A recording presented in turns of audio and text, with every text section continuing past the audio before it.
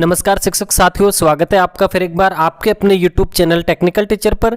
साथियों, इस वीडियो में हम बात करेंगे राजस्थान के शिक्षा में बढ़ते कदम अर्थात RKSMB के परीक्षा जो हमारी हो रही है मुख्य परीक्षा, इससे संबंधित अगर आपकी कोई समस्या है तो उसके समाधान के संबंध में निदेशालय के द्वारा एक FAQ जारी किया गया है।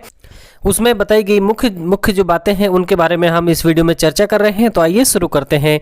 सब्सक्राइब करें टेक्निकल टीचर को समस्त तकनीकी जानकारी के लिए और बेल आइकन में ऑल बटन को प्रेस करें, जिससे आने वाली हर एक नई वीडियो का अपडेट आपको सबसे पहले मिल सके। साथियों, इसमें जो पॉइंट बताए गए हैं उनमें ज़्यादातर जो पॉइंट हैं जिनके बारे में हम पहले चर्चा कर चुके हैं और उनमें आप लगातार कार्य कर रहे हैं, इसलिए उनके बारे में चर्चा नहीं करते हुए हम जो नए बिंदु इसमें जोड़े गए हैं विशेष रूप से हम उन्हीं बिंदु के बारे में चर्चा करेंगे। ऐप में लॉगिन करते समय OTP प्राप्त करने में अगर आप असमर्थ हैं तो आप अपना मोबाइल चेंज करें। मोबाइल अगर आपका ज़्यादा पुराना है तो आपके OTP नहीं आएगी। अगर आपके ID अमान्य बता रहा है तो आप उसके लिए लॉगिन करने के एलिजिबल नहीं है। इन सब बातों को आप विस्तार से इस PDF को डाउनलोड करके देख सकते हैं। इसका लिंक आपको वीडियो के डिस्क्रिप्शन में उपलब्ध करवा दिया जाएगा। अभी साथियों, आईफोन के लिए अभी RKSMB का जो ऐप है वो अभी उपलब्ध नहीं है। आपको एंड्रॉयड मोबाइल यूज़ करना है और वो आपका 3 से 4 वर्ष से अधिक पुराना नहीं हो। आपकी विषय और कक्षाएँ अगर दिखाई नहीं दे रही हैं तो आप अपनी शाला दर्पण में विषय अध्यापक मैपिंग है उसको एक बार आप चेक कर लें। अगर आपके इन सभी से संबंधित कोई समस्याएं हैं और आप अपना समाधान नहीं कर पा रहे हैं तो आप अपने ब्लॉक के मेंटर टीचर से संपर्क करें। उसके लिए एक गूगल फॉर्म का लिंक दिया हुआ है। यह गूगल फॉर्म मेंटर टीचर के द्वारा ही भरा जाना है। आप अपने CBO कार्यालय से जो आपके पंचायत के मेंटर टीचर बनाए गए हैं उनसे आप संपर्क करें और अपना गूगल फॉर्म भरवाएं। अगर आपकी कोई भी इस प्रकार की समस्या है, अगर आपके विद्यार्थी सूची दिखाई नहीं दे रही है या फिर आपके विद्यार्थी सूची विषय वर्ग दिखाई दे रहा है लेकिन वह गलत है, तो आप एक बार अपनी मैपिंग को चेक कर लें, विषय अध्यापक मैपिंग को।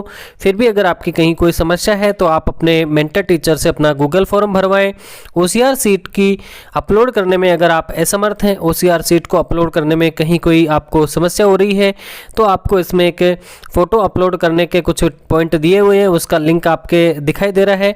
इस लिंक पर क्लिक करते हुए भी आप इसके बारे में विस्तृत जानकारी प्राप्त कर सकते हैं। साथियों, इस PDF में जो लिंक दिए गए हैं ये सभी आपको वीडियो के डिस्क्रिप्शन में उपलब्ध करवा दिया जाएगा।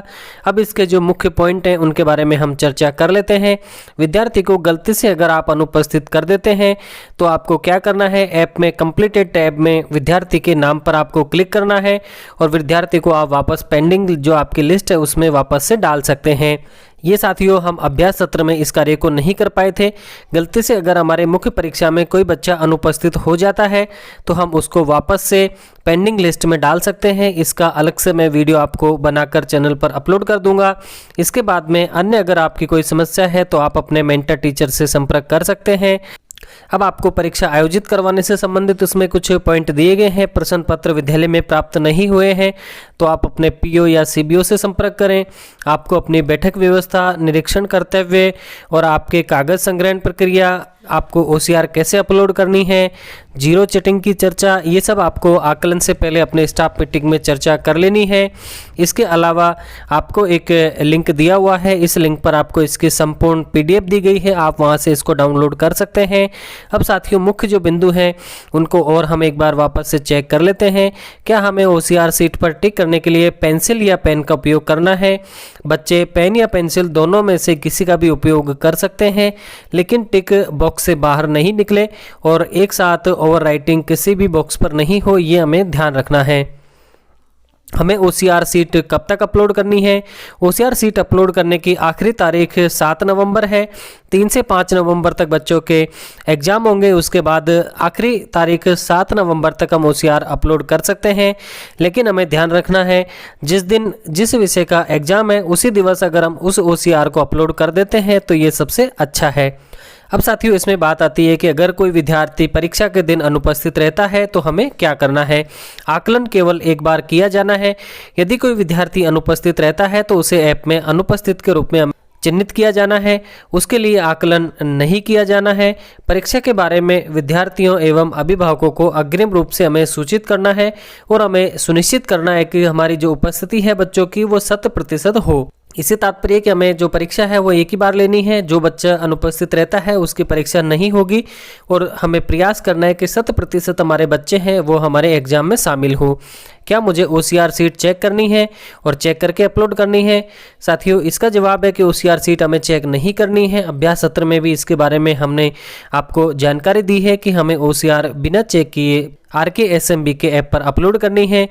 अब इसके बाद में नेक्स्ट आता है कि क्या संस्कृत विद्यालय और KGB के लिए RKSMB के आकलन आयोजित किया जाएगा? नहीं, संस्कृत विद्यालय में RKSMB का आकलन नहीं होगा। KGBB को इसमें स्पष्ट नहीं किया गया है।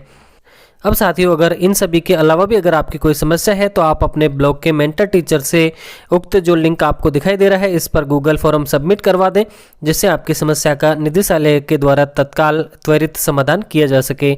और आपको RKSMB से रिलेटेड प्रत्येक वीडियो और प्रत्येक अपडेट के लिए चैनल पर समय समय पर वीडियो उपलब्ध करवाई जाती है। आप चैनल को सब्सक्राइब कर सकते हैं। धन्यवाद साथियों।